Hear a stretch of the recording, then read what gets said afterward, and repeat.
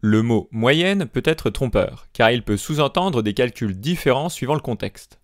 Nous allons voir trois façons de calculer une moyenne. Il y aura la moyenne arithmétique, la moyenne géométrique et la moyenne harmonique.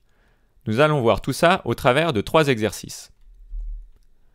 Dans le premier exercice, le nombre d'abonnés d'un journal a augmenté de 23 000 abonnés une année, puis de 19 680 abonnés l'année suivante, puis une troisième augmentation, puis une quatrième augmentation.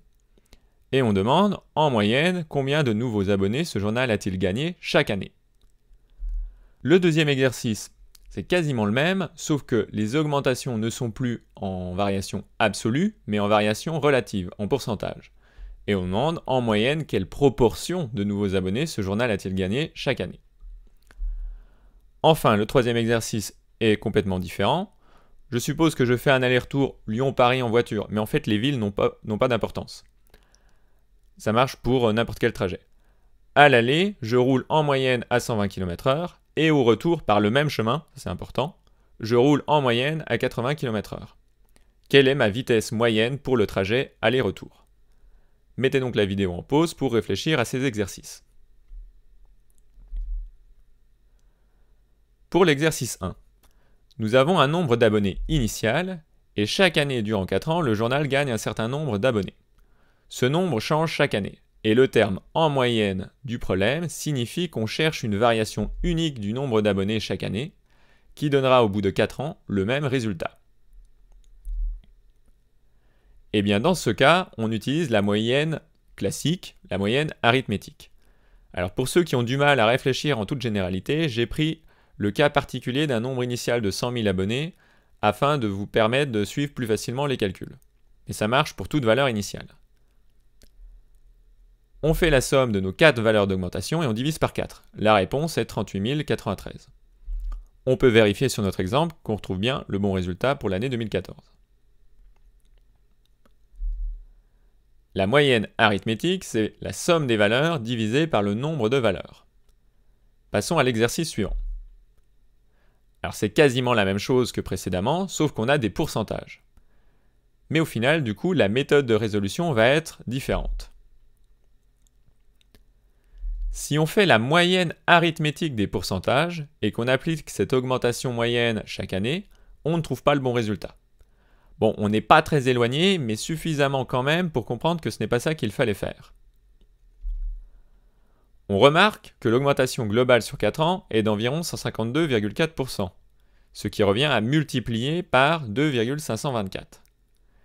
Et on cherche donc un nombre qui, élevé à la puissance 4, donne 2,524.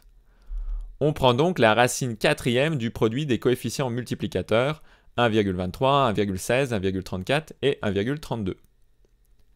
Nous avons fait la moyenne géométrique des coefficients multiplicateurs. Alors il y a un très léger écart dû aux erreurs d'arrondi. La moyenne géométrique de n termes, c'est la racine nème du produit de ces n termes. Passons au dernier exercice.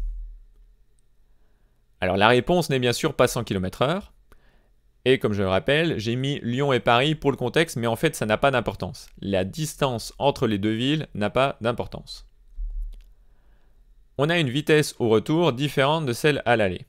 Et on cherche quelle vitesse constante entre l'aller et le retour donnerait le même résultat. Alors comme les villes n'ont pas d'importance, je vais les noter A et B. À l'aller, j'ai une vitesse VA qui vaut la distance aller divisée par le temps à l'aller, et qui vaut 120 km/h. Et au retour, j'ai une vitesse VR qui vaut 80 km/h. Et moi, je cherche la vitesse aller-retour. Pour cela, qu'est-ce que je fais? Eh bien, je regarde déjà par rapport à la distance. Je sais que la distance à l'aller est égale à la distance au retour. Ça, c'est parce que j'emprunte le même chemin. Et je vais noter D cette distance. Du coup, la distance aller-retour, c'est 2 fois la distance entre les points A et B. Concernant le temps, aller-retour, c'est la somme du temps à l'aller plus le temps au retour.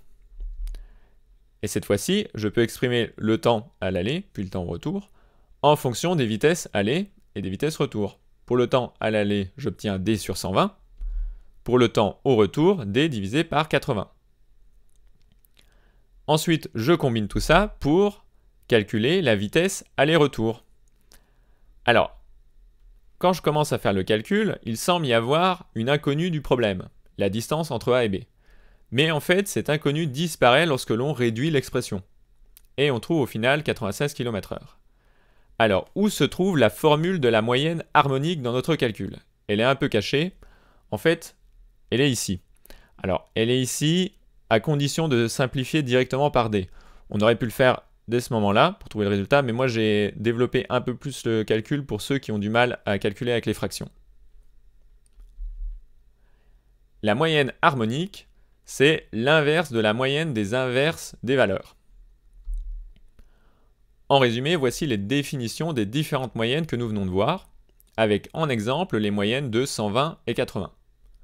Donc quand vous avez un problème vous demandant de calculer quelque chose en moyenne, faites attention, il peut y avoir un piège.